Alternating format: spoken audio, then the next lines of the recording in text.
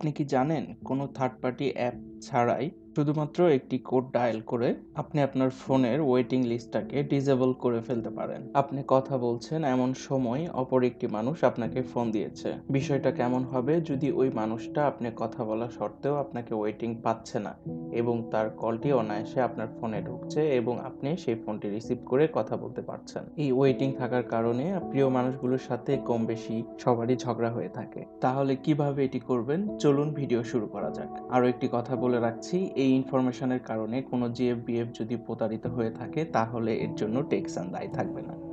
এর জন্য প্রথমে আপনাকে যেটা করতে হবে, মোবাইল ফোনটি হাতে নিয়ে কল অপশানে যেতে হবে এবং কল অপশানে যাওয়ার পর ডায়াল করতে হবে *43# এবং কল অপশানে ক্লিক করার পর আপনার যদি দুইটা সিম থাকে তাহলে সেখানে অপশান দিবে।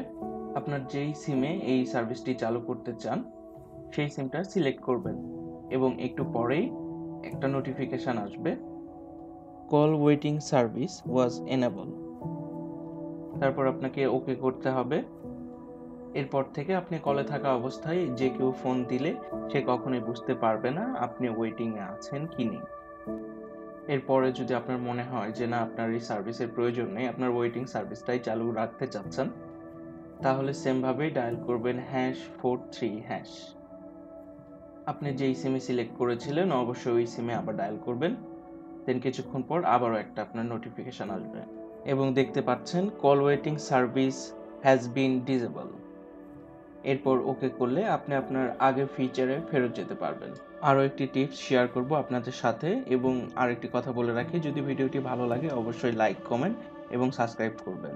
অনেক সময় আমাদের ফোনের ইএমআই নাম্বারটা খুব দরকার পড়ে। তখন একটা কথাই মনে পড়ে, ফোনের বক্সের গায়ে হয়তো ইএমআই নাম্বারটা লেখা আছে অথবা ফোনের বিভিন্ন সেটিংয়ে ঝামেলা পোহাতে হয় এই ইএমআই নাম্বারটি বের করতে গিয়ে। তো ছোট্ট একটা টিপসের মাধ্যমে এই ইএমআই নাম্বারটি বের করা সম্ভব এবং এর জন্য আপনার ফোনের ডায়াল অপশানে গিয়ে ডায়াল করতে হবে *06# এবং সাথে সাথে দেখতে পারবেন আপনি আপনার ফোনের ইএমআই নাম্বার সহ অনেক ডিটেলসই চলে আসবে। এরকম অসাধারণ টিপস পেতে টেকসানের সাথেই থাকুন এবং অবশ্যই সাবস্ক্রাইব করে রাখবেন।